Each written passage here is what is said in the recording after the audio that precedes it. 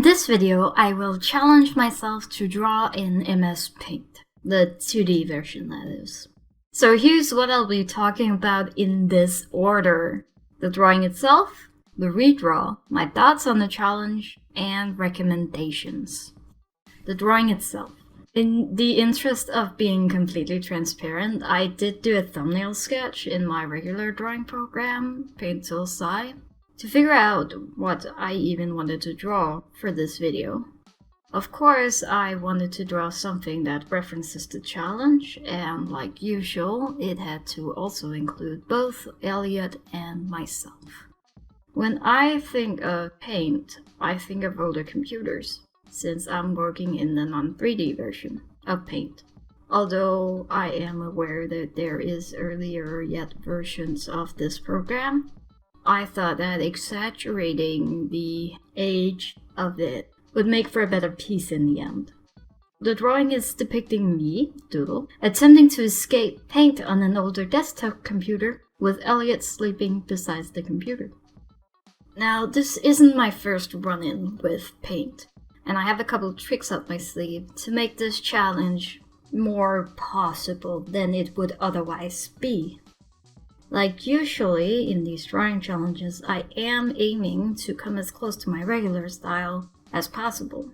So you might be thinking that since Paint doesn't have layers, that this would essentially be a single layer challenge with tools I'm just not used to.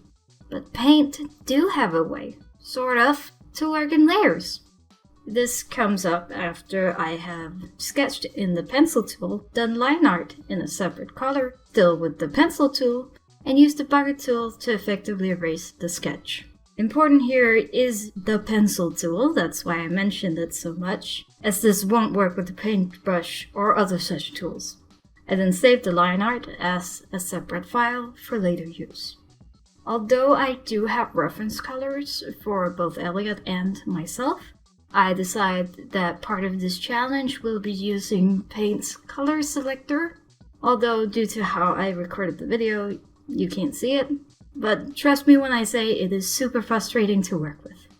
But hey, can't call it a challenge without it being challenging. Coloring was otherwise not a big deal.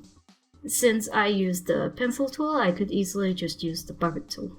Then shading, where I draw over my line art to shade, and then bring back in my line art from the earlier save, and make the background transparent in the selection menu to restore the lines. Important here is that color 2 is set to the color you want to be transparent. This again only works because the line art is made with the pencil tool. I do highlighting and bring back the lines again. Then it's time to color the line art. And another interesting feature, if you right click with the eraser tool, it will draw in your color 2 only where there is color 1. So it's sort of like a clipping mask, but in a really weird way.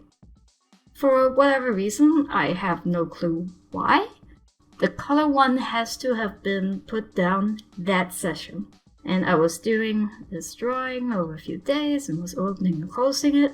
I just used the bucket tool to make the line art count as color 1 from this session. And then used the eraser right click to color in the lines. Then I save this result and erase an outline in a light color.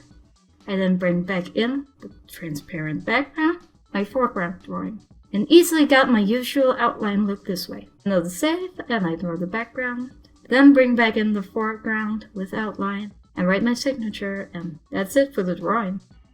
The redraw. So, to see how different the drawings in my challenges turn out to my usual style, I redraw the drawings like I normally would. So I take my MS Paint sketch and get to work, getting this result right here. I guess my MS Paint version is missing the soft shadows, and maybe I should have gone over the drawing to make it less pixely. Despite what it might look like, these two drawings has the same canvas size. The pixels in the MS Paint version is just a lot more noticeable, since I didn't blend out the lines and I just used the pencil tool. With the obvious lack of layers and overlay modes, I couldn't add my usual pinkish purplish tint to the MS Paint version. I also honestly didn't think about it until I was doing the background, as that's usually one of the last things I do, and I should have taken it into account when I was coloring in this program. My thoughts on the challenge. What I missed the most of everything from Psy was the ability to spin the drawing around. I had to put my arm at very awkward angles at times to draw in paint, with many attempts to get some lines right. As I mentioned, the color picker was frustrating to say the least, but doable. I was also missing my shortcuts. Now, I know MS Paint has shortcuts, but I wasn't gonna learn them just for this one drawing, and there seems to be no way to customize them to my liking, so I just dealt with it. Despite the challenges, I did somewhat enjoy the experience. I find problem solving fun, and I enjoy getting to use my MS Paint knowledge. Recommendations. Would I recommend this challenge? Maybe. Usually I'd say yes and explain for who, because I believe that a lot of fun can be had when you limit yourself and overcome challenges. But I have no idea who would get something out of this. Also, I feel like if you'd enjoy drawing in MS Paint, you probably already know that, and you probably already do and knew of my little tricks. So, I don't know, do whatever you feel like. Can you believe I went this entire video without making an MS Paint joke? Anyway,